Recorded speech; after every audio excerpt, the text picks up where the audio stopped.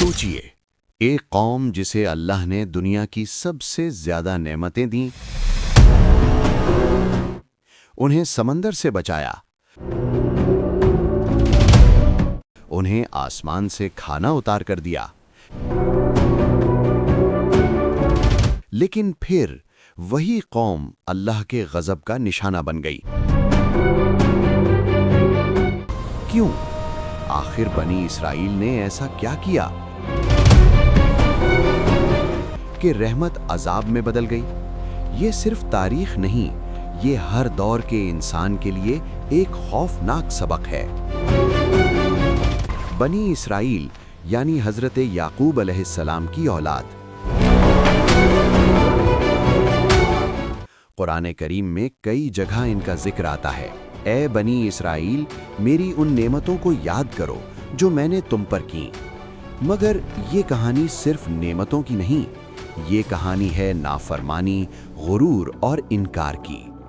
حضرت موسیٰ علیہ السلام کو ان کی رہنمائی کے لیے بھیجا گیا تاکہ یہ ظلم سے نکل کر ہدایت کی روشنی میں آ جائیں، لیکن انہوں نے بار بار حق کو ٹھکرایا اور پھر اللہ کا عذاب نازل ہوا۔ بنی اسرائیل مصر میں غلامی کی زندگی گزار رہے تھے۔ فرعون ان پر ظلم کرتا تھا، ان کے بچوں کو قتل کرتا اور عورتوں کو زندہ چھوڑ دیتا۔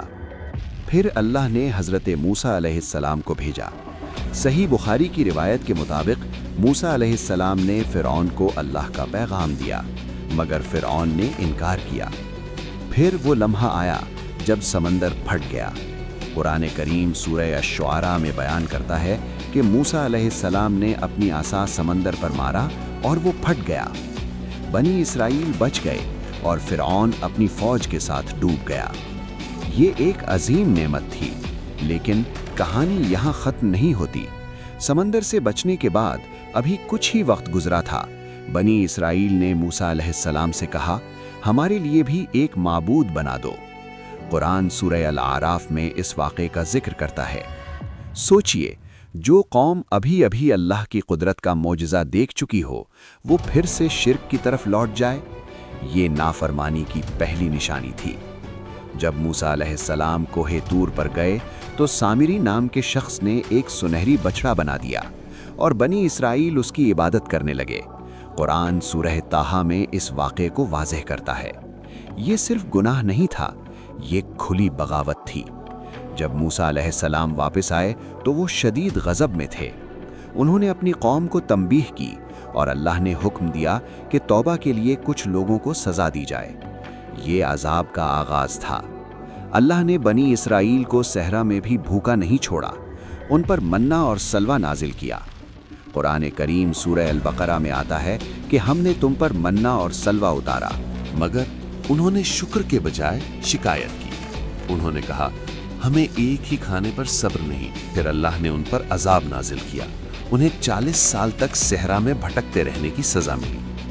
سب سے بڑا جرم، بنی اسرائیل نے اپنے ہی نبی کو قتل کیا۔